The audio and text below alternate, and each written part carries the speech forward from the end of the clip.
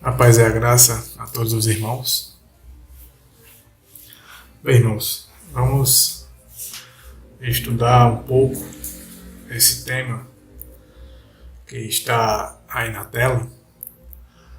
É um tema muito interessante, muito importante, esclarecedor e cheio de esperança. A gente vai compreender melhor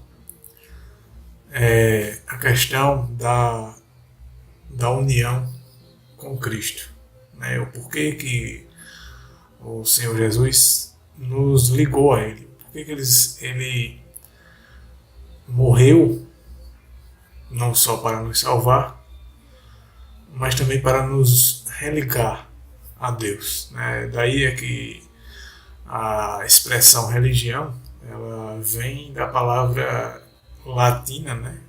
Do latim, religar. E essa palavra no latim ela significa religar, né? Praticamente como a palavra se escreve é o que significa.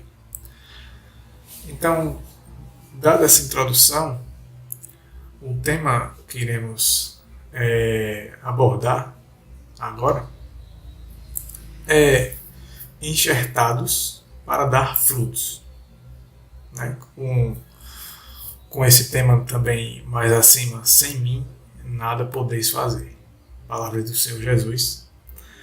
E esse tema enxertados para dar frutos é um tema que a gente vai compreender a profundidade desse tema que está na Bíblia e o quanto é interessante compreender isso, o quanto é importante para nós, para sabermos o porquê da nossa vida e comunhão com Cristo. Qual a razão, o objetivo disso? Qual o objetivo principal para o Senhor Jesus nos ter unido a Deus, ter nos religado a Ele? Então vamos lá. O texto base, né, para esse tema, a gente poder aprender um pouco mais da palavra do Senhor, está em Romanos 11, a partir do verso 16. Iremos ler até o verso 22. Então, se você tem sua Bíblia, você pode estar marcando os textos, estar verificando os textos que serão lidos pela sua Bíblia ou pode acompanhar pela tela, porque iremos mostrar todos os textos aqui no slide. E essa tradução que eu estou usando nesses textos de Romanos 11 é a Almeida Revista Atualizada. É uma tradução mais popular e comumente usada na igreja. Algumas outras passagens bíblicas que a gente vai ver nesse estudo são de outras traduções, mas vai estar sendo informado no slide. Então veja só, vamos ler o primeiro verso para começar a entender o assunto. É um assunto que não é muito comum, mas no destrinchar do tema, no decorrer do tema, vamos ler alguns textos bem familiares, que os irmãos devem estar familiarizados. Esse texto de Romanos 11, creio que algumas pessoas conheçam, mas não é um texto tão popular, tão familiar. Mas ele serve de base para esse estudo. O verso 16 de Romanos 11 diz o seguinte: se a raiz é santa, agora observe o que está sublinhado, né? Esse é o restante do verso. Os ramos também o serão. Isso que eu acabei de ler é a parte final do verso 16. O verso 16 é um pouco maior do que isso. Mas a introdução do tema ele começa a partir dessa parte final do verso 16. E se você perceber o que a Bíblia está querendo dizer aí, só nesse verso, a gente vai entender melhor quando a gente estiver destrinchando, né, o restante dos versos que serão lidos. E vai ficando mais claro cada vez mais. A gente vai construir um tema e iremos encerrar a mensagem com uma compreensão, creio eu, na medida que cada um de nós possamos permitir que o Espírito Santo nos dê essa compreensão, que não vai restar dúvida do que Deus quis dizer com esse verso aí de Romanos 11,16. Se a raiz é santa, os ramos também o serão. De antemão, eu já adianto que esse texto é um texto simbólico. Paulo, que escreveu Romanos, inspirado pelo Espírito Santo, ele usou uma figura de linguagem, ilustração. Assim como Jesus gostava muito das parábolas, e nas parábolas de Jesus era comum Jesus usar a natureza, usar a natureza para dar exemplos do reino de Deus, de como funciona a vida com Deus, plano da redenção, a vida cristã. E Paulo usou esse método, muito parecido com o que Jesus usava comumente. Inclusive, iremos ler logo mais um texto, uma passagem de Jesus falando, usando um tema uma ilustração muito parecida com essa de Paulo. Então, a raiz é santa. Os ramos também o serão. Ele começa com si, né? Ou seja, se a raiz é santa, o propósito é que os ramos também sejam. E se a raiz é santa e os ramos devem ser santas como o ramo, como a raiz é. Por quê? Vamos compreender isso com o restante dos textos. Quem seria a raiz? E o que seria, ou quem seria? E o que seriam os ramos? Vamos continuar. Nos versos 17 e 18 de Romanos 11, é dito o seguinte: se alguns ramos foram cortados, preste atenção, agora veja o que está sublinhado, e você. Então agora Paulo começa a deixar a ilustração misturada, com palavras ilustrativas e literais. Ele agora diz assim: e você, ou seja, nós, sendo oliveira brava. Aí agora vai entrar a palavra que foi usada no título da mensagem. Foi enxertado entre os outros e agora participa da seiva que vem da raiz. Veja só, participa da seiva que vem da raiz. Eu vou repetir algumas coisas aqui para a gente entender melhor. Da oliveira cultivada. Aí o verso 18 diz: não se glorie contra esses ramos. Continua: se o verso fizer, saiba que não é você quem sustenta a raiz, mas a raiz a você. Vamos esclarecer alguns pontos. O verso 17 diz assim: se alguns ramos foram cortados. O que seria o ramo? Eu entendo com o restante do verso. E você, sendo oliveira brava. Então, o ramo somos nós. Né? Eu já adianto, no texto que irei usar mais para frente, o que Jesus Cristo disse: eu sou a videira e vós sois os ramos. Então, é uma figura de linguagem. É uma comparação para poder explicar um princípio, né, uma informação mais profunda. A Bíblia usa uma figura de linguagem ilustrativa para exemplificar essa informação. Então nós somos os ramos. E aqui é dito no começo do verso 17 que alguns ramos foram cortados. Quem seriam esses? Os judeus. Né? Os judeus que rejeitaram o Salvador, consequentemente, foram deixados de ser aqueles que iriam levar o Evangelho ao mundo, porque eles falharam nessa missão. E passou a ser, então, um privilégio, uma responsabilidade e missão dos cristãos, que entre eles muitos eram judeus, que se converteram ao cristianismo. Os próprios apóstolos, Paulo também. Então ele diz, alguns, não todos, foram cortados. E você, que também é um ramo, né, nessa comparação que ele faz, sendo oliveira brava. Aqui nessa palavra aqui a gente entende que nós fazíamos parte de uma oliveira brava.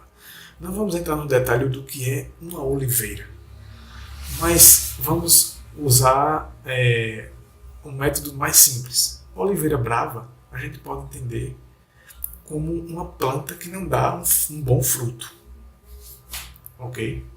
Uma planta que ela não é uma planta boa, vamos entender assim. Portanto, nós podemos entender que essa oliveira brava era o mundo, uma pessoa que vivia no mundo que era incrédula. Então, se os ramos foram cortados e você que era do mundo, a gente pode entender assim, sendo oliveira brava, sendo um pecador incrédulo, você, aí continua, foi enxertado. Ou seja, nós fomos enxertados. Logo, logo, iremos entender o que significa essa palavra. Eu não vou explicar por mim mesmo. Vou ler o dicionário. Vou mostrar no dicionário o que significa essa palavra e vou mostrar na prática como isso ocorre. O que é isso? O que é ser enxertado? Paulo está usando essa palavra. Se ele usou isso aqui, é importante a gente entender isso. É importante entender o que é ser enxertado. Porque nós fazemos parte de uma oliveira brava, de uma árvore que não era boa, que a gente pode entender, subentender que era o mundo, e agora fomos enxertados entre os outros. Esses outros são os judeus convertidos ao cristianismo, que aceitaram Jesus como Salvador. Então nós fomos enxertados.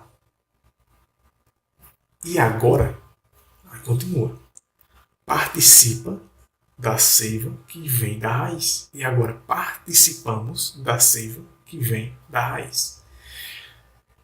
Se nós éramos, essa raiz de onde? Da oliveira cultivada. Se nós éramos uma oliveira brava, agora fazemos parte por meio da enxertia, porque fomos enxertados. A gente vai compreender melhor isso mais para frente, o que é ser enxertado. Agora nós participamos da seiva. E o que é uma seiva? Outra palavra que iremos entender também pelo dicionário logo. E entender como funciona. Porque está dizendo que somos participantes dessa seiva que vem da raiz. A raiz aqui seria Deus. Porque nós éramos do mundo e fomos unidos, religados a Deus. Porque Cristo nos uniu a Ele. Deus nos uniu a Ele. O Espírito Santo nos uniu a Ele. Então, essa seiva, a qual nós agora participamos, vem de Deus, que é a raiz, a oliveira cultivada. Ok? Como eu posso entender isso? Veja só. Essa raiz, ou oliveira cultivada, não pode ser Israel ou o povo judeu, como alguns entendem. Mas é Deus. Por quê? O verso 18 diz, não se glorie, ou seja, não se gabe, não se exalte, não se ache contra esses ramos. Que ramos? Os que foram cortados, aqueles que estão no começo do verso 17. É como se Paulo estivesse dizendo, você foi enxertado. Porque o povo judeu eles rejeitaram a Deus. Consequentemente, Deus deixou eles seguir o seu caminho e passou a dar esse privilégio agora a vocês. Mas não se glorie contra esses ramos. Por quê?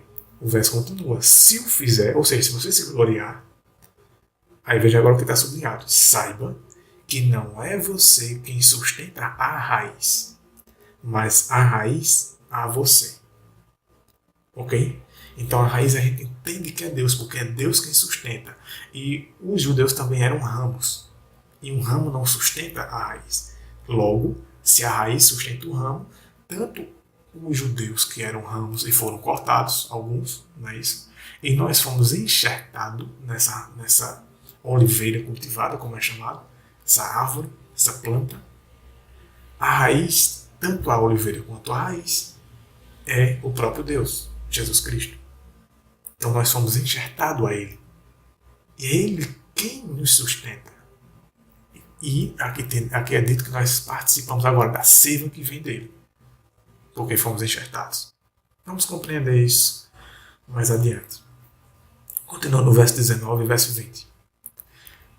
Então você dirá, os ramos foram cortados para que eu fosse enxertado. Olha a palavra enxertado de novo. Foque bem nessa palavra, a gente vai entender o que é isso.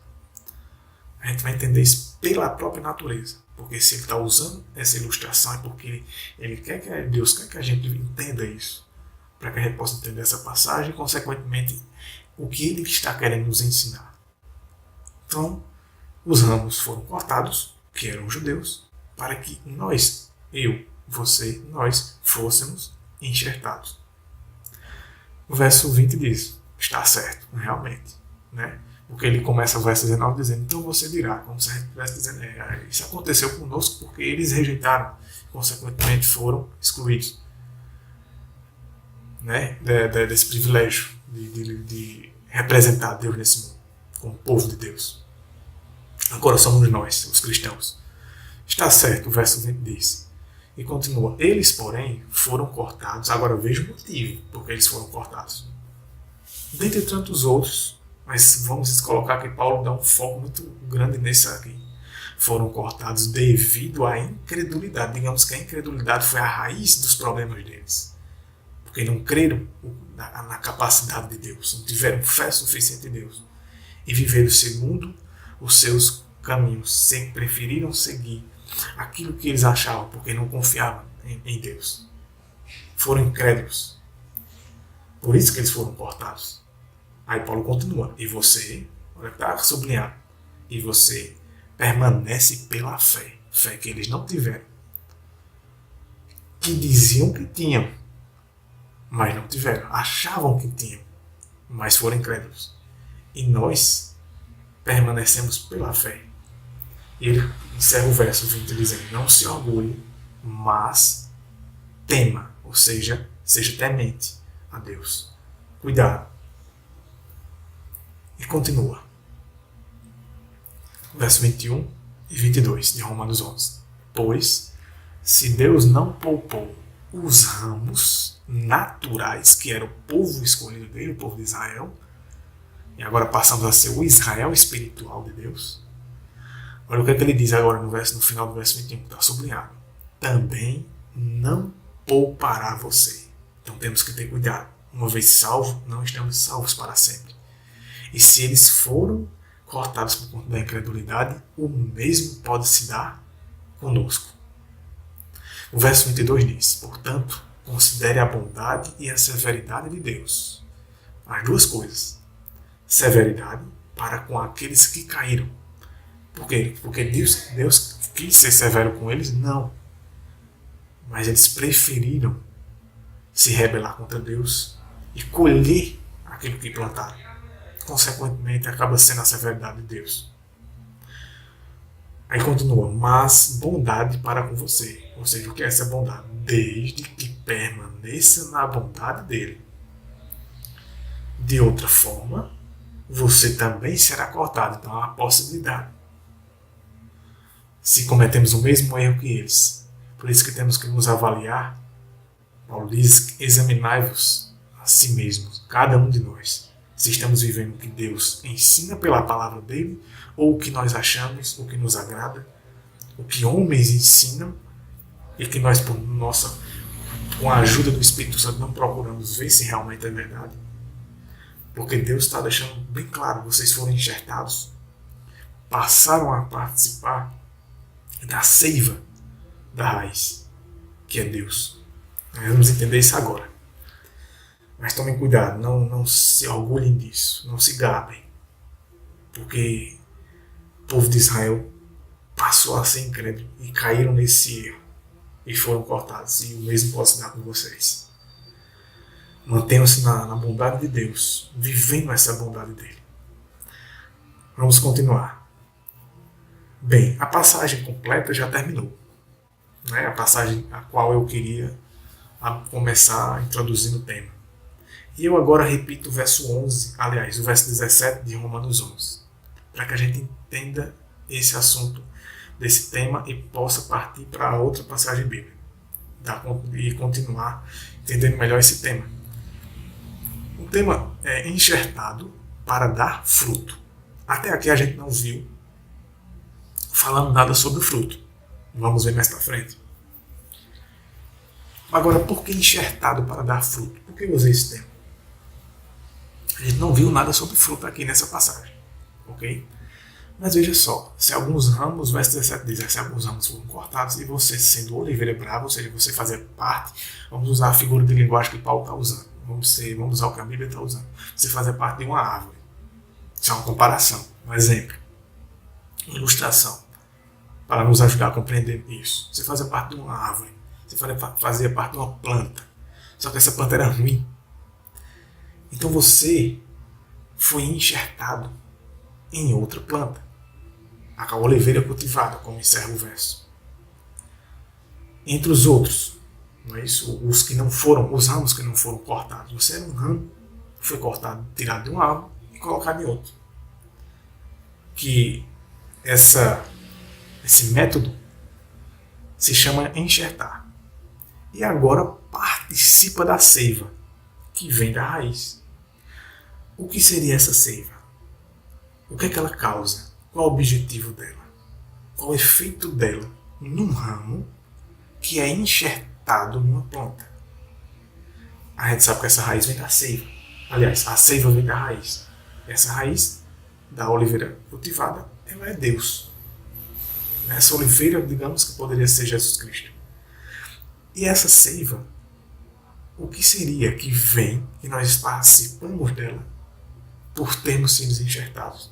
Eu coloquei uma observação aqui que diz assim, nesse verso nos é dito que nós somos enxertados e passamos a participar da seiva que vem da raiz. O que a Bíblia está querendo nos ensinar com isso? Qual o significado dessas duas palavras, enxertia e seiva? Bem, eu fui verificar num dicionário. Você pode, se você tiver um dicionário na sua casa, em livro físico, você pode também estar verificando. E então, eu fui olhar no site, no dicionário online. Esse dicionário é muito bom, o Dício. Você pode verificar na internet. E primeiro, eu consultei o significado da palavra enxerto. Nós somos enxertados a uma raiz, ou seja, nós somos enxertados a Deus. Na botânica, na natureza, o que é ser enxertado?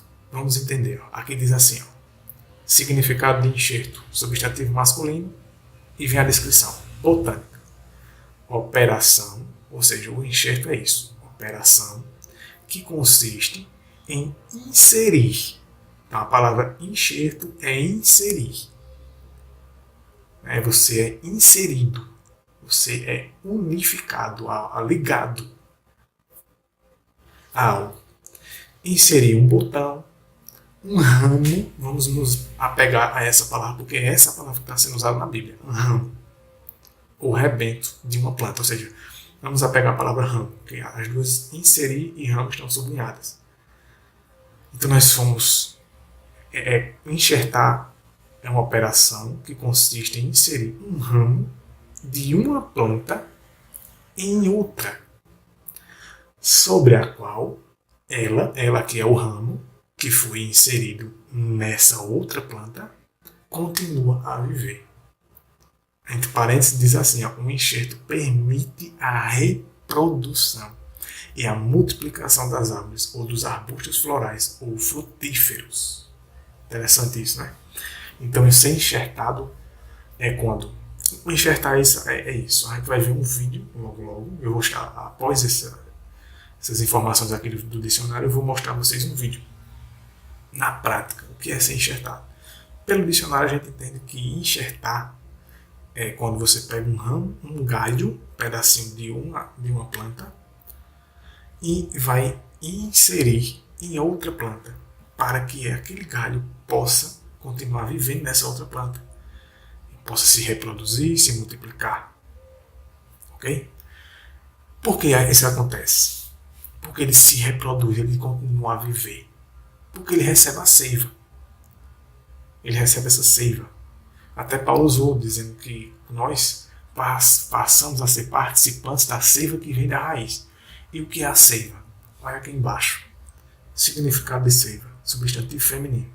A descrição diz: líquido que circula pelas diversas partes dos vegetais. É um líquido, tipo sangue do vegetal. Não é? Por exemplo, digamos, entre parênteses está, distingue-se a seiva bruta. Aí eu sublinhei isso aqui, ó, que sobe da raiz para as folhas ou para os frutos, para os ramos, os galhos. Você vê que a seiva é um líquido que sobe da raiz, da raiz para as folhas, para os galhos, e a seiva continua, aqui ainda está sublinhado, ó.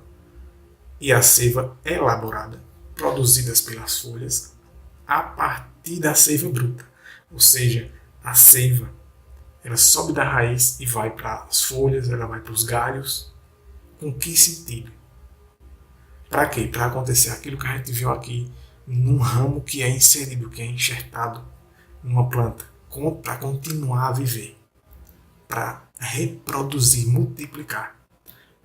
Você vê aqui, ó, ainda no significado de seiva, outros significados: sangue, substância. A seiva é a substância que vem da raiz da árvore, da planta, do pé de fruta, digamos. Uma substância que traz os seus elementos vitais. Mais embaixo tem mais outros significados, ó, figurado. O vigor dessa planta é passado para aquele ramo. A força, a energia. A seiva é isso. É um líquido que traz energia, traz a força, traz o vigor, traz a substância, os elementos daquela planta para passar a nutrir aquele ramo que foi enxertado ou inserido naquela planta. Agora, com qual intuito? Qual o objetivo da planta passar a nutrir aquele ramo com essa seiva, com essa substância? É para quê? É para ela ficar ali sem acontecer nada com ela ou acontece algo com ela? Qual é a reação do ramo novo ali naquela árvore que foi enxertado, que foi inserido? Vamos assistir a um vídeo sobre enxertia, ok? Nesse vídeo vocês vão entender de maneira prática o que é. Vocês vão entender o porquê que eu estou usando esses exemplos, porque Paulo mesmo usou para falar que nós somos enxertados a uma raiz que é Deus. E qual o resultado disso? Qual o efeito disso na nossa vida? Qual, pelo menos, deve ser para os que verdadeiramente, genuinamente foram unidos, inseridos, enxertados a Deus, como Paulo usou em Romanos 11. Vamos assistir a um vídeo.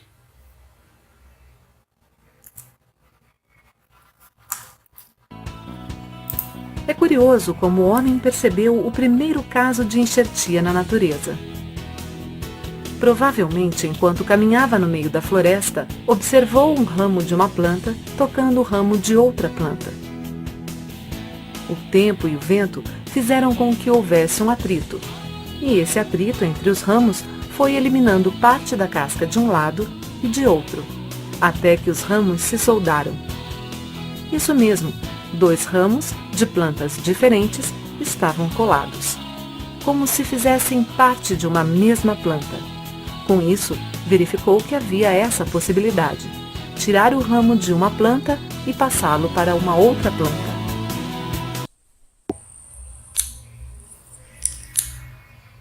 Você vê aí, ó, o agricultor cortando os galinhos, ramos de outra planta.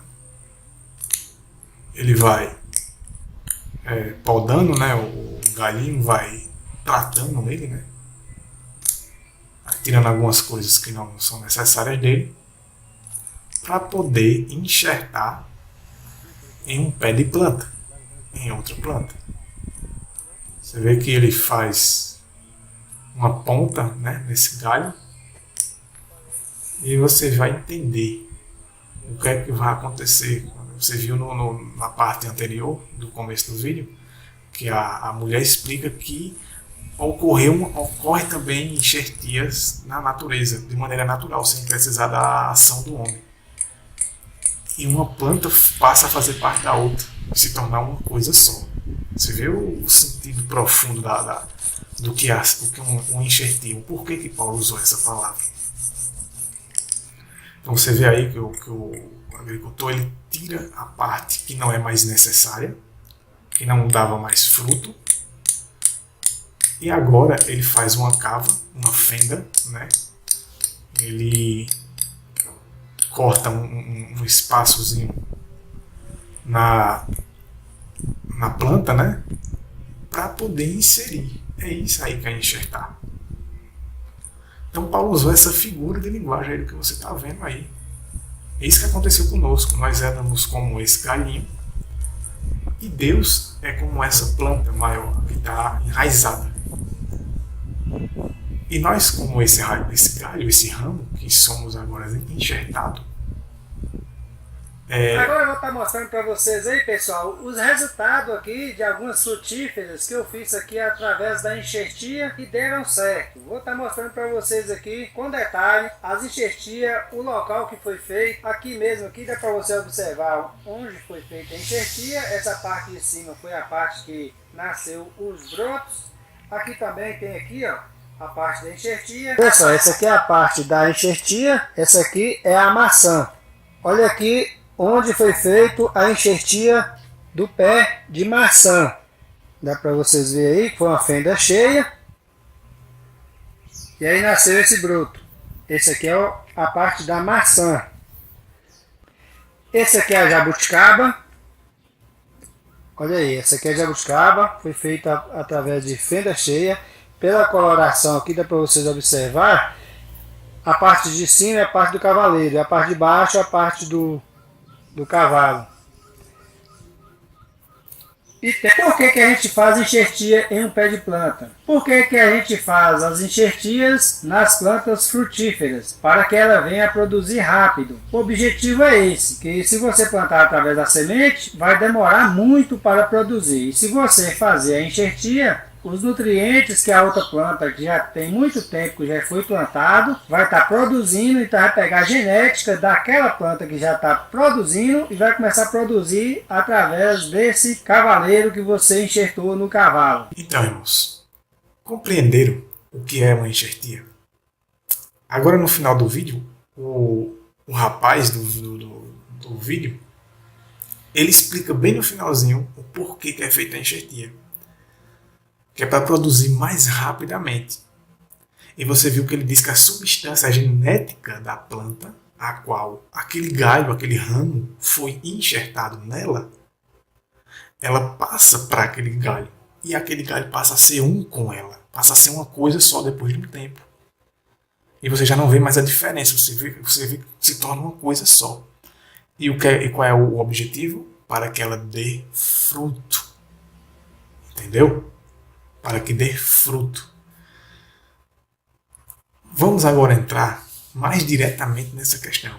Compreendemos que a enxertia que Paulo falava lá nós somos inseridos, participantes da natureza divina, nós somos ligados a Deus.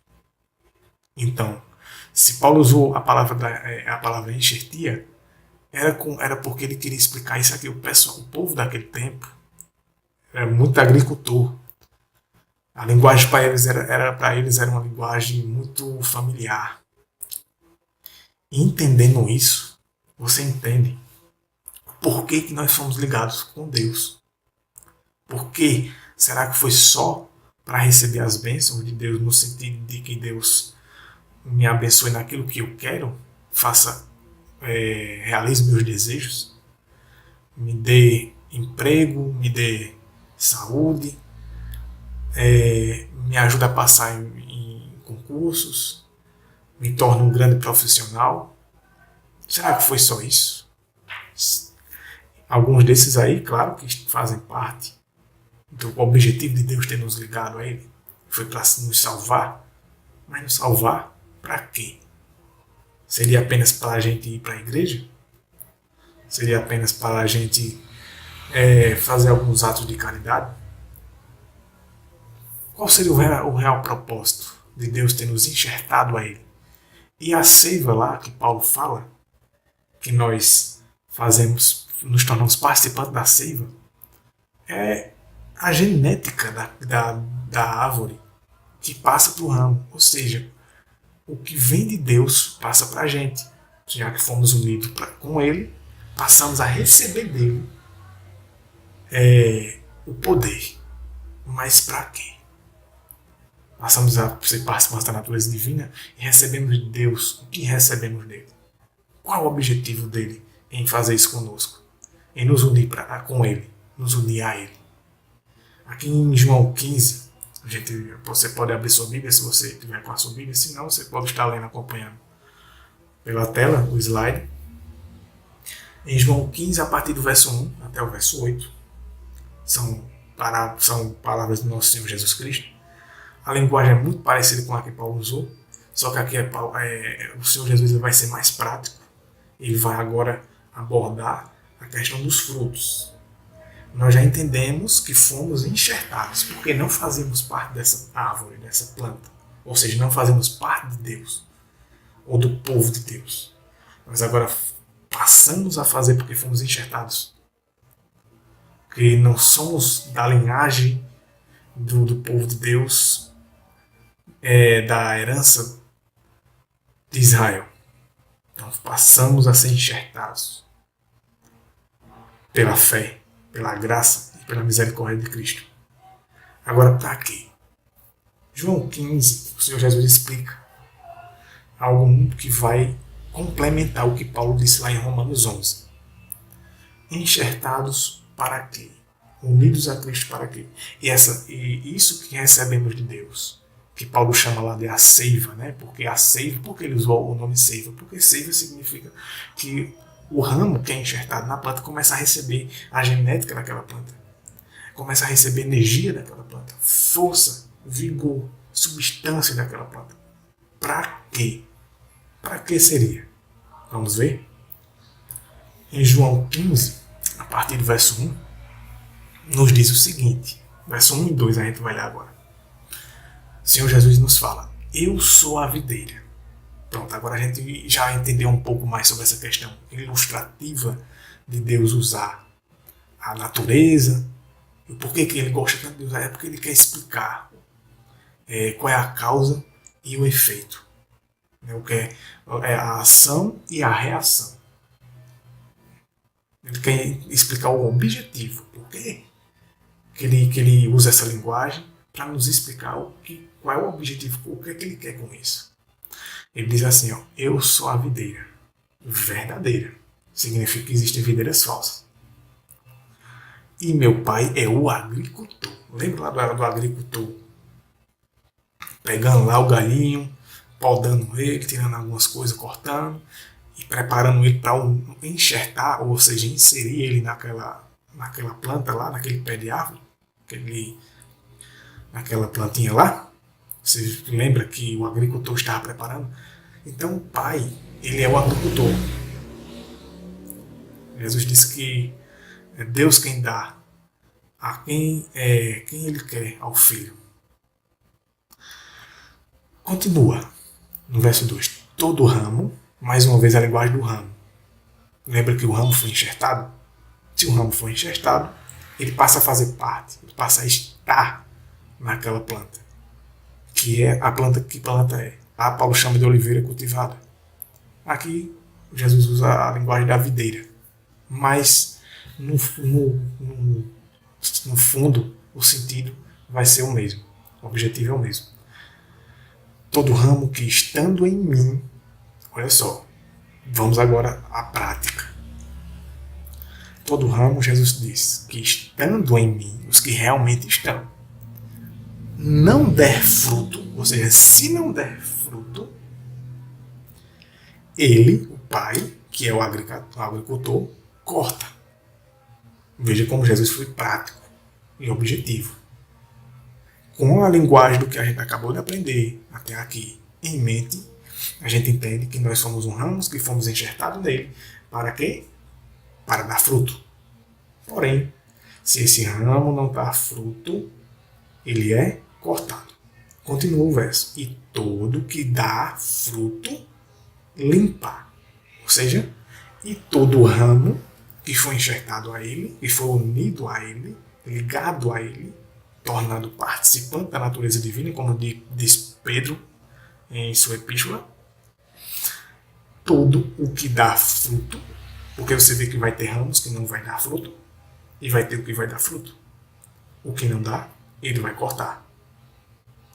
O que dá fruto, ele limpa o agricultor, o pai. Para quê? Aí continua o verso. Para que produza mais fruto ainda. Olha que interessante, irmãos. Veja como é a comunhão, a vida com Deus. Unido a Deus é para quê? Para dar fruto. Mais para frente vamos entender o que é o fruto. O que é esse fruto que deve ser dado. Mas já entendemos que o que não dá fruto, o ramo, que somos nós que não dá fruto, vai ser cortado. Mais cedo ou mais tarde. E todo o que dá fruto, ele limpa, ou seja, vai sendo purificado. Eu diria que vai sendo santificado, porque essa é a linguagem bíblica. E esse ato, esse processo de limpar, quando o agricultor, que é o pai, vê que está dando fruto, ele limpa, ele purifica para quê? Para que produza mais fruto ainda, não é para ficar de braço cruzado, só dizendo que crê, indo só para a igreja e fazendo algumas coisas direitinhas e acreditando e vivendo uma vida cristã do jeito que quer. Não, é do jeito que ele quer. Porque ele vai limpando para a pessoa dar mais fruto ainda, não é para a pessoa retroceder, mas é para a pessoa progredir. Vamos continuar. No verso 3 e no verso 4 de João 15. Diz assim, ó, vós já estáis limpos pela palavra que vos tenho falado. Porque a palavra tem poder para nos purificar também, porque a palavra que procede dele. Assim como ele falou, haja luz, e houve luz, e surgiu a luz, pelo poder da palavra dele, ele tem poder para nos limpar. Nos limpar de quê? Será que não estamos sujos? Sim, e muito. Mas essa sujeira não é permanente. Essa sujeira ela é limpa. E se é Deus quem está limpando, pense bem, meus irmãos. Pense bem. Se é Deus quem limpa, se eu permitir que ele limpe, a limpeza dele é muito profunda. A limpeza que ele faz não é como nós fazemos. Uma limpeza limitada, falha. Mas é uma limpeza profunda e muito eficaz. Mas só é feito naqueles que se permitem ser limpos por ele. Verso 4. Permanecei em mim. Veja o que é que Jesus diz. E eu permanecerei em vós. Você vê que agora nós estamos unidos, é uma união. E passamos a ser um com Deus. Assim como o galho, o ramo, é enxertado naquela planta para ser um, como a gente viu no vídeo, ser uma coisa só. Para quê? Para passar a dar fruto. Recebendo a seiva, ou seja, o poder que vem de Deus, pela graça dele. Para poder ter capacidade de dar esse fruto que não damos por nós mesmos. Porque aquele galinho lá, aquele ramo, se ele não for colocado e enxertado ou inserido numa planta, ele não serve para nada. Ele não dá fruto sozinho ali. E provavelmente ele foi tirado de um, como disse Paulo, nós somos tirados de uma oliveira brava, porque a planta a qual nós pertencíamos não prestava. Não dava bom fruto. E a gente sabe isso na prática. Nossos atos e nossa conduta era má. E ele nos une a ele para mudar isso. Continua o verso. Como não pode o ramo produzir fruto de si mesmo, olha só. Então não podemos dar fruto, ou seja, não podemos obedecer a Deus por nós mesmos. Ok? Aí continua. Como não pode o ramo produzir fruto de si mesmo, ou seja, o que nós venhamos a fazer de bom não vem de nós mesmos. Vem dele. Se não permanecer na videira, assim nem vós podeis dar, se não permaneceres em mim. Então é necessário ter uma união, uma comunhão, uma ligação íntima e profunda com Deus. E verdadeira, genuína, sincera e humilde, de amor e temor, respeito e fé, e fidelidade e obediência. Continua o verso. Ou melhor, continua a passagem, no verso 5. Veja o que diz aí. Veja o que Jesus diz aí. Essa é a parte mais importante. Aliás, das partes todas que são importantes, essa é a que nós devemos mais dar atenção. Eu sou a videira e vós os ramos. bem claro. Então a gente entende que a figura de linguagem está falando que a árvore a qual nós somos enxertados, inseridos, é Cristo. E os ramos somos nós. E lá Paulo disse lá em Romanos 11, verso 17, que nós passamos a ser participantes da seiva. E a seiva a gente entendeu pelo dicionário e pelo vídeo que ela recebe os nutrientes, a genética daquela planta a qual ela foi inserida, a qual ela passou a fazer parte. Para quê? Para dar fruto. Porém, continua o verso aqui, ó. Quem permanece em mim e eu nele, esse dá muito fruto. Olha só. Porque sem mim nada podeis fazer. Interessante, não é? Então, se formos enxertados em Deus, somos unidos a Deus, é para quê? Para dar muito fruto. Mas só dá quem? Quem permanece. Esse permanecer seria permanecer na igreja ou permanecer unido a Deus? Claro que não fora da igreja, dentro da igreja também. Mas não significa que fazer parte de uma igreja necessariamente, obrigatoriamente você está fazendo parte de Deus, com Deus. Você está unido intimamente com Ele. Pois você pode não estar. Porque Ele diz que quem permanece em mim e eu nele, esse dá muito fruto.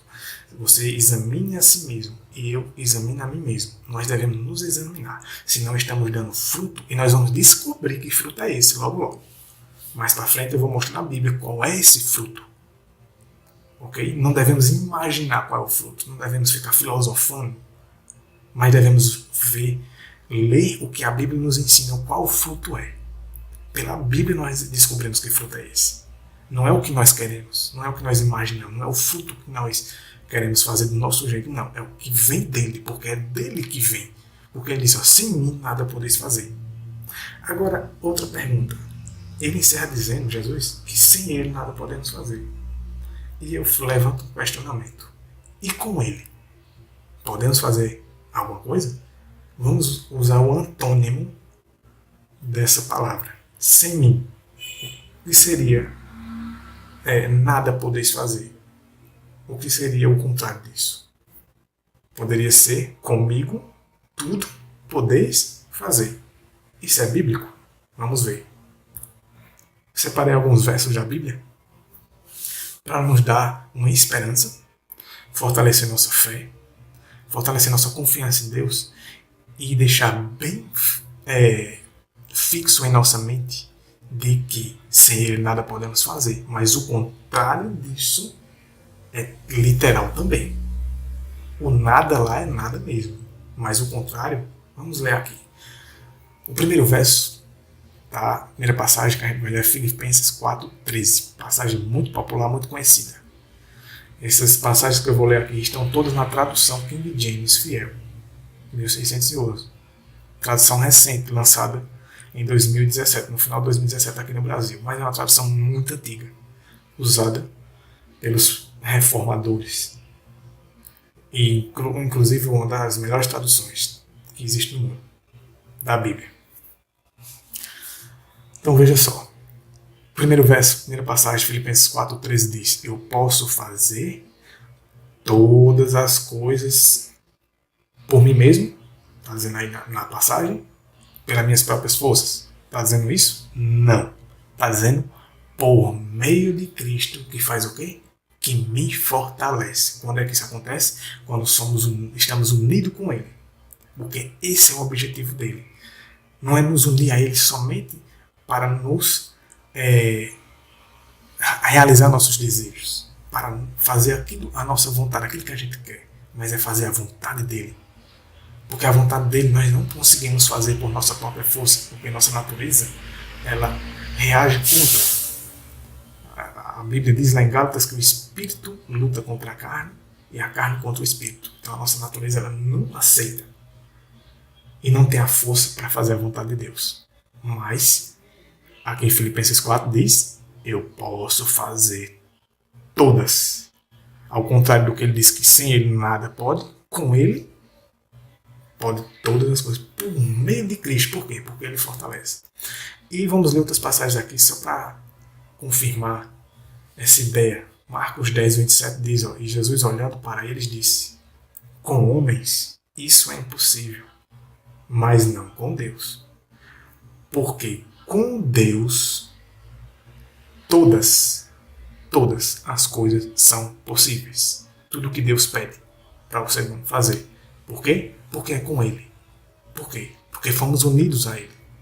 Fomos enxertados nessa videira verdadeira. Para quê? Para dar fruto. Como esse fruto é dado? Pela natureza, que é o exemplo que ele usou, porque recebe energia, recebe a genética dessa videira, recebe vigor dessa videira, recebe força dessa videira.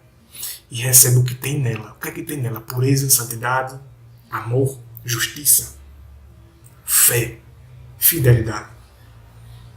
Tudo que há de bom que vem de Deus, ele transmite para o ser humano. Ele coloca no coração e na mente humana para dar frutos, para que transforme a intenção e as emoções e os sentimentos e os pensamentos para que reflitam em atitudes e ações, consequentemente em obediência, em obras. Mateus 19, 26, próxima passagem. Mas Jesus, olhando para eles, disse-lhes, com os homens isto é impossível, dar frutos para Deus, mas com Deus tudo é possível.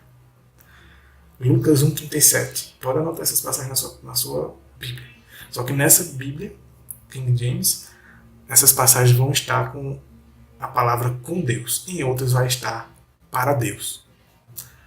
E eu prefiro essa tradução porque ela é fiel ao real sentido disso. Porque com Deus nada será impossível. Isso tudo tem base em Filipenses 4,13. Eu posso fazer todas as coisas por meio de Cristo. Lucas 18, a última passagem aqui embaixo da tela. Ele disse, as coisas que são impossíveis com homens são possíveis com Deus. Amém? É isso, meus irmãos. Deus, ele nos uniu a Ele para nos capacitar, nos possibilitar viver uma vida que agrade a Ele, uma vida que honre Ele, uma vida que reflita o caráter dele, reflita o amor dele, a justiça dele. Uma vida que possamos testemunhar dele em nós. O que ele é para nós, o que ele faz por nós, o que ele faz em nós e através de nós. Continuando, ainda em João 15, agora verso 6 e verso 7, diz o seguinte, se alguém não permanecer em mim, olha só, se alguém não permanecer em mim, será lançado fora. Mesma ideia lá de Romanos 11. A semelhança do ramo, e secará. E o apanham, isso é o que vai acontecer no fim dos tempos, e lançam no fogo e o queimam. É o que acontece se não permanecer em Cristo. Lembrando que permanecer nele não significa obrigatoriamente estar na igreja. Nem todo que está na igreja está unido a ele. Pelos seus frutos os conhecereis. Ok? Mas todo que está unido a ele está na igreja. É outra também, outra informação importante. Ok? Não é fora da igreja, é dentro. Mas nem todo que está dentro está unido a ele. Verso 7 continua. Se permanecerdes em mim, olha só, se tem uma condição. Se permanecerdes em mim e as minhas palavras permanecerem em vós, olha, pedireis o que quiserdes e vos será feito. Porque Deus fará aquilo que a gente pedir. Porque estaremos tão unidos a Deus. As palavras dele vão estar em nós. E nós só iremos pedir aquilo que faz parte da vontade de Deus. Não iremos pedir aquilo que o nosso egoísmo, o nosso desejo egoísta, que a nossa vaidade, nosso orgulho tem sede de querer. Aquilo que a nossa carne deseja, mas aquilo que vem dele. Por isso que ele fará. Veja só. Para que possamos pedir e que seja feito aquilo que nós pedimos, quando a palavra permanece em nós, eu vou usar essas duas passagens bíblicas, que também eu usei a tradução King James para ler essas passagens, porque eu achei mais bem explicado os textos nessa tradução, diz o seguinte: e dizia a todos eles, se algum homem quiser vir após mim, isso é Jesus dizendo. Ou seja, se alguém quiser me seguir, ter comunhão comigo, negue-se a si mesmo. Por isso que lá, o que a gente acabou de ler lá em João 15, diz: se você pedir, o que você pedir será feito. Tudo que você pedir será feito. Por quê?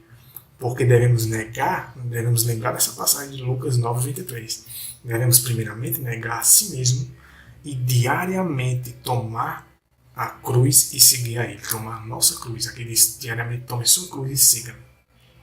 Não devemos negar a nós mesmos. Para quê? Em Filipenses 2:13 nos dá uma luz do porquê que devemos negar a nós mesmos, negar o nosso eu, a nossa vontade, nossos desejos carnais, porque nossos desejos são carnais, naturalmente. Então tudo que a gente desejar, se não está em harmonia com a vontade de Deus, se não está em harmonia com fazer a obra de Deus, com viver para glorificar a Deus, então vem da nossa carne. E a Bíblia diz que o que semeia na carne, da carne colherá corrupção, mas o que semeia do Espírito colherá a vida eterna. Isso é o que diz a Bíblia. Então diz aqui, em Filipenses 2:13, porque Deus é o que opera em vós, tanto o querer como o efetuar, segundo a sua boa vontade. Isso só ocorre quando primeiramente a gente fez isso aqui em cima, em Lucas 9:23, negar a si mesmo, quando negamos o nosso eu. E isso só conseguimos com a ajuda de Deus também. Tudo é com a ajuda dele. Não há méritos e nem força e nem capacidade em nós mesmos, mas é Ele quem nos capacita, porque fomos unidos a Ele para receber dele força, ajuda, santidade e pureza. Ok? Continuando, verso 8 de João 15. Nisto, olha só, irmãos, nisto é glorificado meu Pai, isto é que glorifica a Deus. Não é só dar glórias a Deus pela boca, falando glória a Deus. É também, faz parte. Não estou dizendo que isso é errado. Mas o que realmente glorifica a Deus está aqui, João 15:8, palavra do próprio Jesus. Nisto é glorificado meu Pai, em que deis muito fruto. E esse fruto, meus irmãos, só pode ser o fruto que vem dele, não o fruto que vem da minha própria vontade, que vem das minhas próprias forças, mas é o que vem dele, porque nós recebemos dele a pureza e a santidade para dar o fruto que ele quer. E quando damos muito fruto, glorificamos a Deus. Assim é que Deus recebe glória. E termina o verso dizendo: e assim vos tornareis meus discípulos. Isso é tremendo. Irmãos, vamos agora ler Mateus 7, de 16 a 20. E aqui Jesus Cristo continua abordando esse tema, essa maneira, essa ilustração, usando a ilustração do fruto. E veja como é que ele trata esse tema, de que nós aprendemos que fomos unidos, ligados a Deus, para dar fruto. Porque um galho, um ramo, quando é ligado a uma árvore, ele recebe daquela árvore a genética daquela árvore, a substância dela, para dar o fruto dela. Ok? Eu ainda não vou dizer que fruto é esse, vamos ler mais para frente, mas eu já vou adiantando. Não, vamos ler. Vamos ver. Mateus 7, 16 a 20. Veja só. Aqui a tradução é a que eu estou usando na maioria dos textos, exceto naqueles que eu mostrei, que é a King James. Aqui, em Mateus 7, a gente volta a ler na tradução Almeida Revista Atualizada. Caso você queira sublinhar na sua Bíblia, que é importante olhar na sua Bíblia e ler por conta própria. Não dependa só do estudo, mas faça seu próprio estudo com sinceridade e humildade, abrindo o coração a Deus, para que Deus, o Espírito Santo, possa lhe ajudar a compreender. Verso 16, Mateus 7,16 diz o seguinte: pelos seus frutos os conhecereis. Não é pelo que está lá dentro do coração que o homem conhece o outro homem, se é de Deus ou não. Deus é quem conhece. Mas Deus quer ser glorificado. E nós acabamos de ler, eu vou até voltar o slide, veja. Nisto é que é glorificado meu Pai, em que deis muito fruto. Entendeu? Nisto glorificamos a Deus. O contrário disso não glorifica a Deus. Desonra a Deus. Pelo contrário, desonra a Deus. Mas quando é dado muito fruto, glorifica a Deus.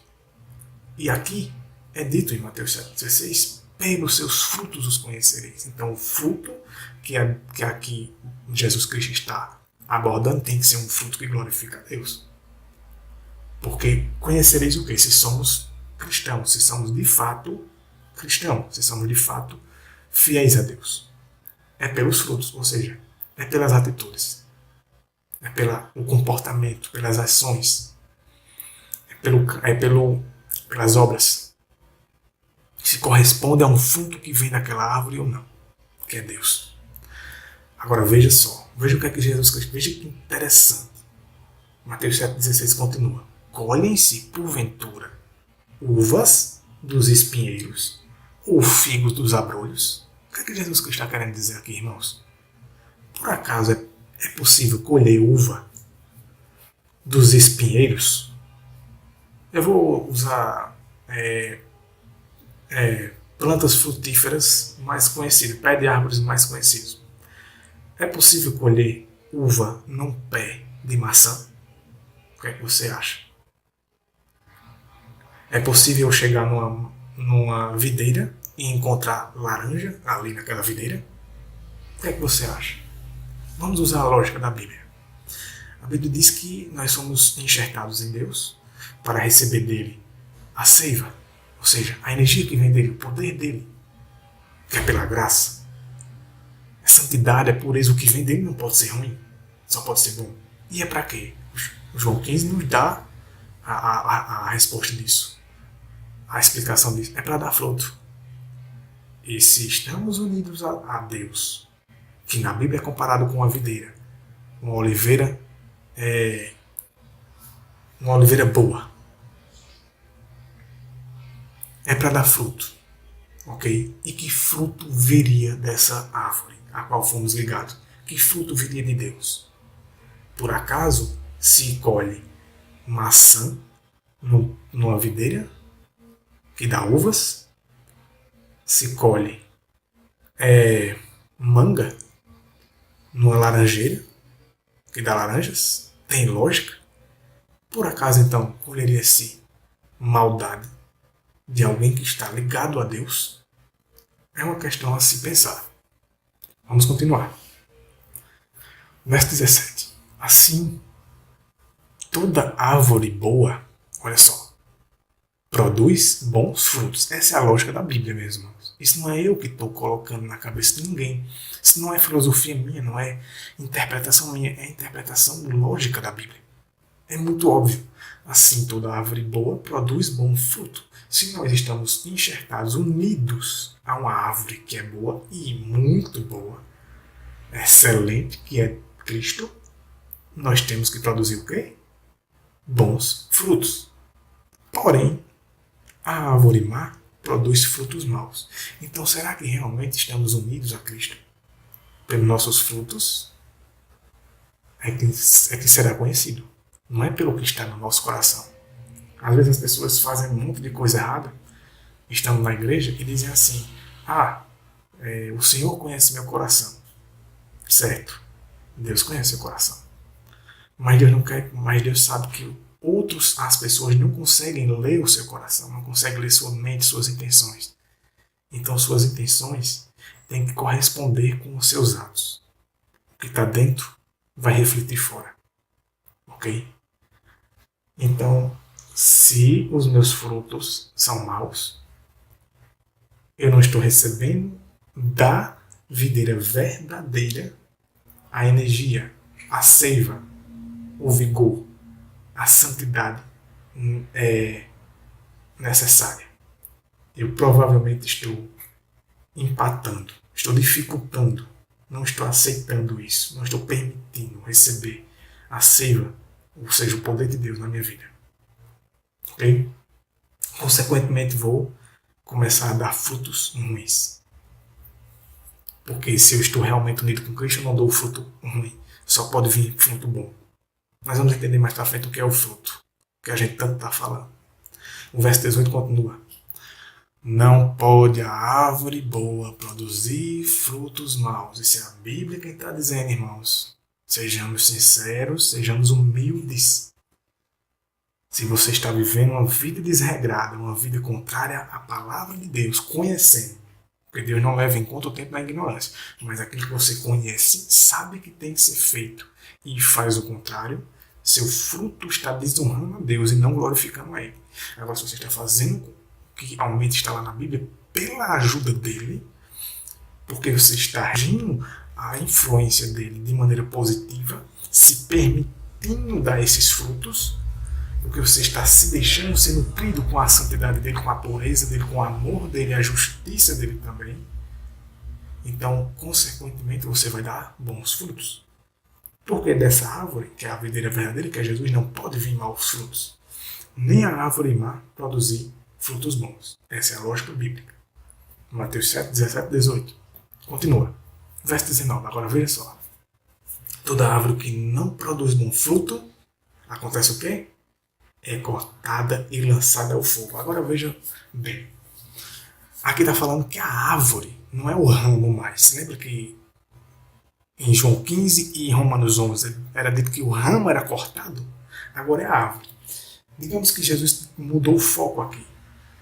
Jesus agora foca em tratar, em comparar, ilustrar, comparar o homem com uma árvore. Então a árvore agora somos nós. Mudou o foco aqui. Mas o princípio é o mesmo, é de dar fruto. O princípio é o mesmo. E como eu posso provar que essa árvore aqui está sendo falado nesse verso 19, somos nós. Agora, porque mudou o foco de um ramo para uma árvore. E a gente pode combinar essa informação junto com essas outras que a gente acabou de abordar. Porque, no fim das contas, o princípio é o mesmo, é dar fruto. Por quê? Porque estamos ligados a ele. Diz que a árvore que não produz frutos será cortada e lançada no fogo, ou seja, o fogo do juízo final. Mateus 7,19 diz isso. E para provar que essa árvore se trata de nós também, ou seja, ele muda o foco, sai agora de que nós somos um ramo, agora ele está dizendo que nós que somos uma árvore também. Aqui em Salmos, capítulo 1, primeiro salmo no livro de Salmos, no verso 1 ao 3, nos diz o seguinte, veja só, preste atenção. Aí é na tradução também Almeida Revista Atualizada. Veja. Verso 1 diz assim, Salmos 1.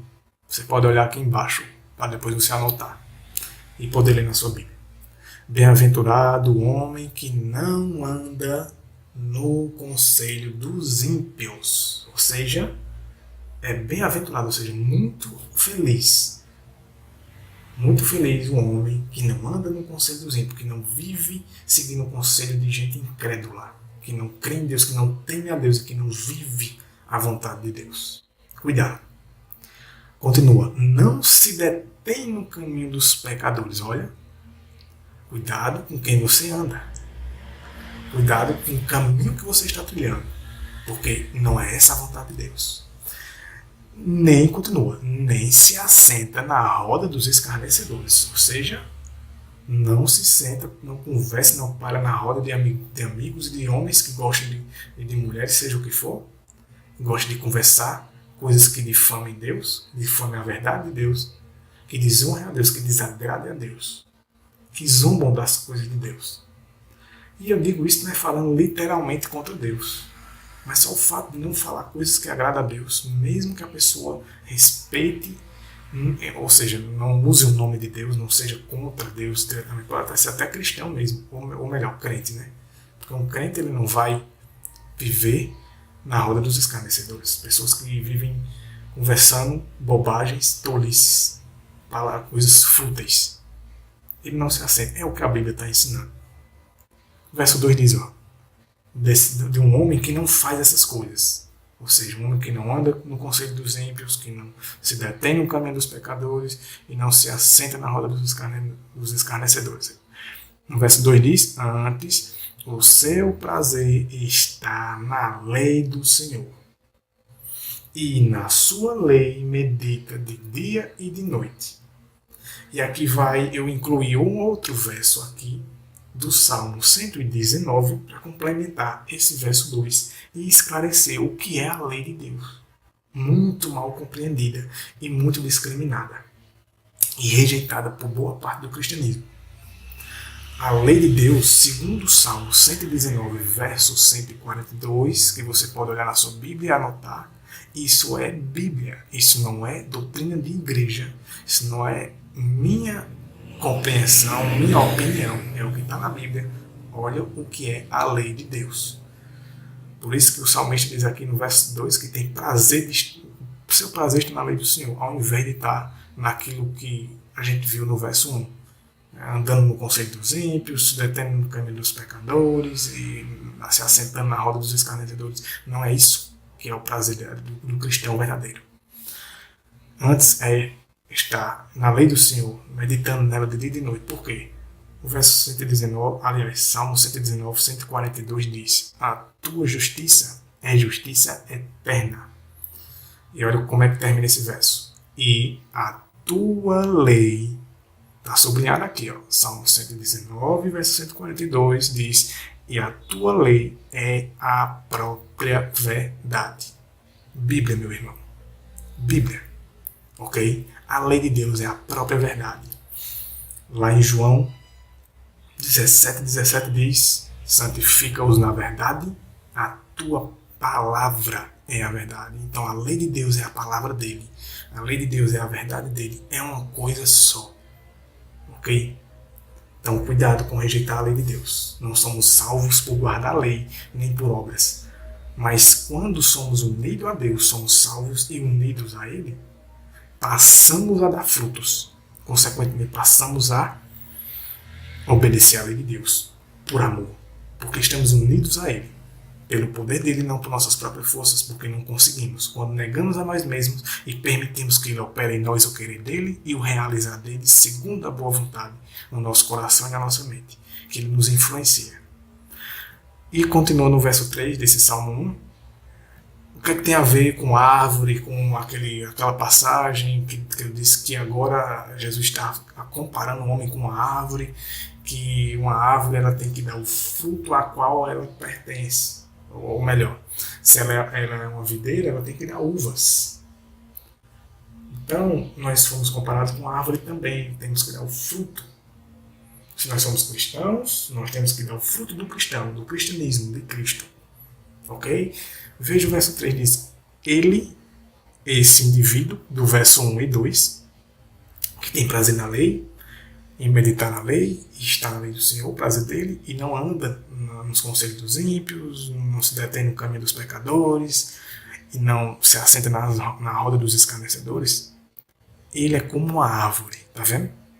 Ele é como uma árvore, é comparação. Mas a ilustração serve para nos ajudar a entender Mateus 7 também. Ele é como uma árvore, plantada junto à corrente de águas. Essa corrente de águas nada mais é do que o Deus. Que Deus que nos sustenta, que no devido tempo dá o quê? O seu fruto. Olha só, eu até sublinhei. E cuja folhagem não murcha. A aparência, porque a folhagem é que dá a aparência. Lembra quando Jesus passou perto de uma videira e aquela videira estava bem florida, bem bonita, aparentemente, e quando ele chegou lá não tinha fruto, não tinha nenhum fruto, aquela videira enganou. Ela só tinha a aparência de que era boa, mas quando chegou lá não tinha fruto. Então, tanto a aparência quanto o fruto fazem partes, porque dá o fruto e cuja folhagem não murcha, segundo o verso aqui. E tudo quanto ele faz será bem sucedido. Salmo 1, do 1 a 3. Só para nos ajudar a entender, a compreender melhor isso que a gente leu aqui, ó. Em Mateus 7,19, toda árvore que não produz fruto, a árvore somos nós aí, é lançada e cortada ao fogo. Como eu disse, Jesus mudou aqui o foco. Ele não está falando mais dele como árvore, como videira, mas do ser humano, do fiel como árvore agora. Mas o fim dessa lição, dessa ilustração, é o mesmo das outras passagens que a gente leu. É a questão do fruto. É que tem que dar fruto. Não é para se salvar, é porque salvo é para obedecer. Salvo é para as boas obras. Não é para viver uma vida do jeito que quer, do jeito que agrada. É para viver a vida que Deus quer que a pessoa viva. Ok? Mateus 7,20 diz: assim, pois, pelos seus frutos os conhecereis. Por quê? Seus frutos foram atos de rebelião contra Deus, atos contrários à vontade de Deus, então a gente sabe que não é um cristão genuíno, não está unido a Cristo, não está recebendo de Cristo a seiva, ou seja, o seu poder, sua graça, seu amor, sua justiça, a fé que vem dele, os dons que vem dele, o poder que vem dele para nos ajudar a viver a vida que ele quer. Não está. Porque os frutos são contrários e não glorificam a ele. Porque o fruto que glorifica a ele é o fruto que vem dele. Ok? Então, pelos frutos os conhecereis. Então, por isso que essa história de Deus conhece meu coração. Sim, Deus conhece o coração. Mas os homens não. Nós não conseguimos ler o coração do outro. Então, para saber quem realmente, para glorificar a Deus, nós temos que dar o fruto que vem de Deus. Que são as boas obras. E que frutos são esses, meus irmãos, que a gente tanto tem falado durante essa mensagem até agora. Vamos agora ver o que são esses frutos. Mateus 3, verso 8, na Almeida Revista Atualizada, a tradução que eu usei aqui para essa leitura, vai começar a clarear o que é esse fruto. Esse fruto, ele não é para se salvar. Esse fruto que é dado, ou seja, isso que a gente começa a fazer por Deus, é porque nós estamos unidos a Ele, influenciados por Ele, purificados por Ele, lavados no sangue de Cristo, e esse sangue tem poder para nos libertar do pecado e tirar o pecado de nós, tirar a maldade de nós e colocar em nós pureza, bondade. E vai gerar esses frutos aqui. Primeiro, Mateus 3,8 nos diz o seguinte. Eu usei, na realidade, eu não usei a Almeida Revista Atualizada, eu usei a NVI, porque achei mais objetivo, mais claro. Mas na sua tradução que você estiver lendo aí, se você quiser olhar na sua Bíblia, vai dar o mesmo sentido. Mateus 3,8 diz o seguinte: deem, isso é Jesus Cristo dizendo. Isso não é para a gente dar obrigatoriamente, é voluntariamente, é por amor. Deem fruto que mostre o arrependimento. Tem tradução que diz assim, deem frutos dignos de arrependimento. O que seria um fruto digno de arrependimento? Por exemplo, eu vou dar um exemplo claro, objetivo e simples. Se eu era mentiroso e agora eu me converti, me arrependi, confessei meus pecados e agora estou no processo de me converter. Me batizei e me uni a Deus. Então agora o fruto que eu tenho que dar é um fruto digno de arrependimento, que vem de Deus, porque é Deus que nos leva ao arrependimento. Esse arrependimento não vem de nós. Claro que nós temos que consentir, nós temos que querer se arrepender. E Ele é quem nos vai dar o resultado do arrependimento vem dele. E, consequentemente, o fruto que virá é um fruto de arrependimento. Se eu era mentiroso, os frutos vão ser de mentira? Eu vou continuar mentindo? Ou seja, minhas atitudes, minhas ações, vai ser mentira? Vai continuar sendo de mentiras? Mentindo para as pessoas, enganando, enrolando? Não. Se o fruto é digno de arrependimento, mostre fruto, ou dê fruto que mostre arrependimento. Ou seja, se eu era mentiroso, eu me arrependi, se é que eu me arrependi mesmo, hein? Se eu me arrependi de ser mentiroso, então eu não minto mais. Eu passo a só falar a verdade. Isso seria um exemplo de tantos e de todos os outros, que seriam os frutos. Então a gente já entende que o fruto ele é digno de arrependimento, ele é contrário ao que eu fazia de errado. Ok? E agora, partindo para o final da mensagem, vamos ler duas passagens muito importantes para entender que fruto é esse. Certo? Que fruto é esse que devemos dar? A Bíblia diz. Certo? A Bíblia diz. Não é o que eu quero. Os frutos, tem gente que vai querer dizer o que é o fruto. Não. Siga o que está na Bíblia. Ok? Se a gente começa a entender um assunto pela Bíblia, tem que terminar entendendo pela Bíblia. A Bíblia ela explica a si mesma. E se eu quiser dar o fruto que eu quero, então o fruto vai vir da minha natureza, não da natureza divina. A nova natureza que nós ganhamos quando nascemos do Espírito e passamos a ser participantes da natureza divina. Passamos a ter uma natureza divina que vem de Deus pela fé, pela graça e misericórdia de Cristo, para poder dar esses frutos. Devemos alimentar essa natureza divina. E, consequentemente, esses frutos serão uma realidade, porque vem do poder dele, não vem da nossa própria força. Mas é preciso nós querermos, pois Deus não vai nos manipular, não vai nos obrigar, nos forçar. Ele só vai agir em nosso coração quando nós permitirmos e deixarmos que ele age em nosso coração para poder dar esses frutos. E o que seria esse fruto? Gálatas 5, 22 e 23. Na realidade, eu cometi um erro aqui nesse slide, eu coloquei até o verso 23, mas é até o verso 24. Então me perdoem, não tinha prestado atenção nisso. Gálatas 5, 22, 23 e 24. Do verso 22 ao 24. Aqui é na Almeida Revista Atualizada, tradução. Preste atenção. Gálatas 5, 22 diz o seguinte: mas o fruto, você vê que eu sublinhei a palavra, o fruto do Espírito é. Irmãos, só uma observação. Vocês estão percebendo que a palavra fruto está no singular? Geralmente, quando as pessoas abordam esse tema, elas falam os frutos do Espírito. Algumas pessoas, não todas. Os frutos do Espírito é tal, tal, tal e tal, da lista. Mas não é os frutos, é um fruto só. Porque é o que está aqui na Bíblia. A gente tem que seguir o que está escrito. Não devemos imaginar. Está aqui o fruto, então é no singular. É um fruto só. Ok? Mas que estranho, um fruto. Aí quando vai informar o que é esse fruto, tem várias palavras, tem vários atributos, vários itens. Como pode um fruto só ser vários ao mesmo tempo? Eu vou dar um exemplo. Uma fruta, por exemplo, a manga, nela, ela é uma fruta só, um fruto só.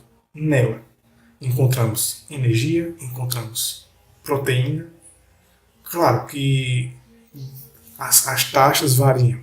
Pode ter pouca proteína, mais energia, carboidrato, fibra, vitaminas de diversos tipos, vitamina A, B1, B2, vitamina B6, vitamina C, vitamina E, por aí vai, cálcio, fósforo, magnésio, ferro, potássio, por aí vai. Gordura total, e por aí vai. Ou seja, da maneira, já que a gente está usando ilustrações, como a Bíblia está usando, o fruto, já que Deus usou a palavra fruto, a gente pode usar esse exemplo do fruto literal. Um fruto só, nele tem tudo isso que eu acabei de ler. Eu acabei de citar aqui para vocês. Num fruto só você encontra vários tipos de vitamina, carboidratos, proteínas, energias e muitas outras coisas. Num fruto só. Um fruto só contém tudo isso. Então o fruto do Espírito, ele é um, mas o que contém nele é isso. O fruto do Espírito é amor, alegria, paz, longanimidade. Essa longanimidade aqui é paciência. Se você procurar no dicionário, você vai entender que é paciência. Benignidade e bondade parecem ser a mesma coisa, bem parecido, mas não é. Fidelidade, olha, coisa que em geral as pessoas passam por alto, não gostam muito dessa palavra, fidelidade. E o verso 23 continua, mansidão, domínio próprio. Contra estas coisas não há lei. Por quê? Porque a lei condena o contrário do que essas coisas são. Aquele que não tem domínio próprio, que é impossível, a lei condena. Porque a lei diz que não podemos ser impulsivos. A lei diz que nós devemos ser mansos. Então, se não somos mansos, a lei nos condena. Mas se somos mansos, porque é um fruto do Espírito, resultado da atuação do Espírito no nosso coração, então não há lei contra isso. A lei não condena você. Você está em acordo com a lei. Okay? Porque a gente entendeu que a lei é a verdade, é toda a palavra de Deus, é toda a verdade. Então, o fruto do Espírito é um só.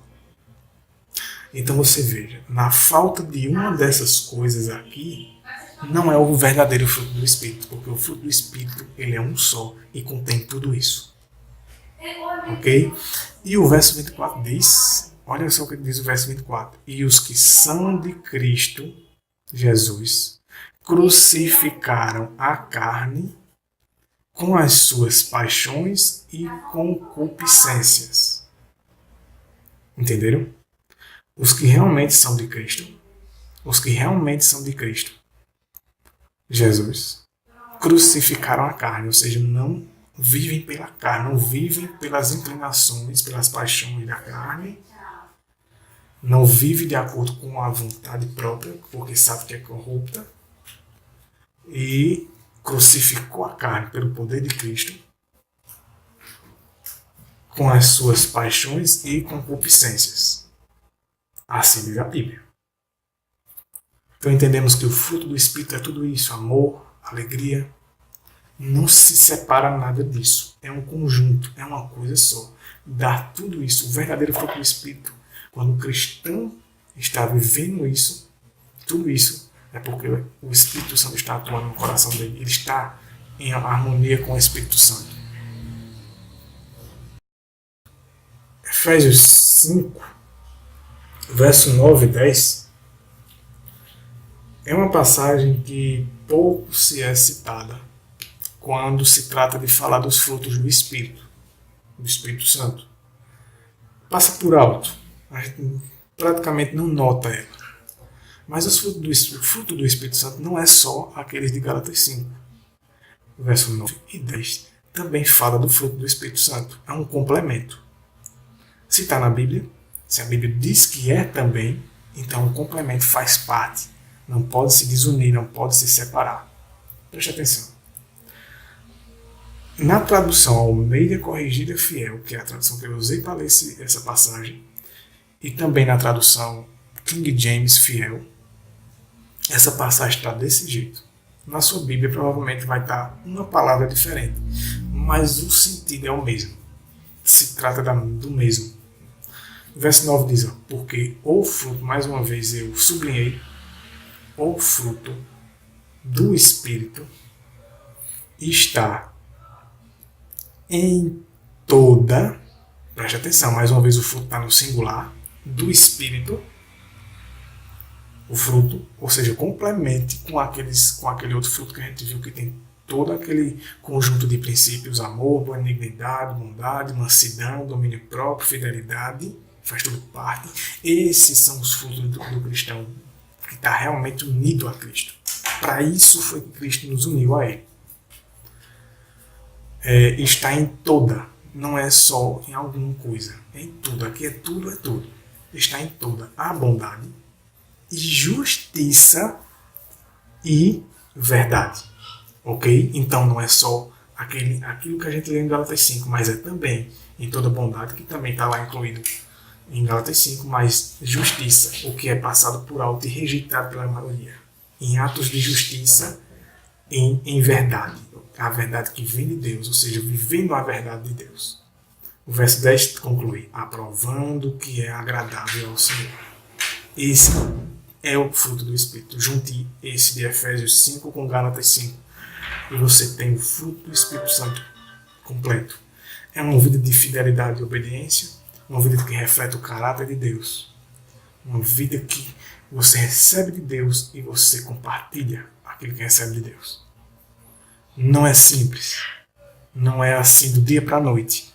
É uma vida de comunhão, de negação do eu, negação da própria vontade, negando a si mesmo, lutando contra o próprio eu, lutando contra os próprios desejos da carne e buscando permitir que o Espírito Santo atue, clamando a Deus: Senhor, haja no meu coração, atua em mim, me transforma, me santifica, me purifica, porque eu não consigo, não sou capaz, sou pecador miserável, sou fraco. E Paulo diz, que Deus diz, na realidade, que a graça dele é quem nos basta, porque o poder dele se fortalece na nossa fraqueza. E é na nossa fraqueza que o poder dele, quando se fortalece, se nós quisermos viver uma vida de obediência, então daremos esses frutos. Então que o Espírito Santo, irmãos, possa ter espaço na sua mente e no seu coração, e na minha também. Possamos dar essa abertura total, essa entrega do nosso coração e nossa mente a Ele, para que possamos ser nutridos como um ramo que foi enxertado nele, para receber dele os nutrientes, a substância que vem dele, que é santidade, pureza, poder, amor, justiça, bondade, verdade, mansidão, fidelidade, domínio próprio, tudo vem dele. Porque não temos isso. Nossa natureza caída, nossa natureza pecaminosa não tem isso. É o contrário disso. Ela nos leva a fazer ao contrário. Mas só permitimos que seja feito a vontade da carne se nós quisermos. Porque estamos unidos a Deus justamente para não ceder à carne. Porque Gálatas 5:24 diz: os que são de Cristo Jesus crucificaram a carne com as suas paixões e concupiscências. Então, que Deus abençoe cada um de vocês, cada um de nós.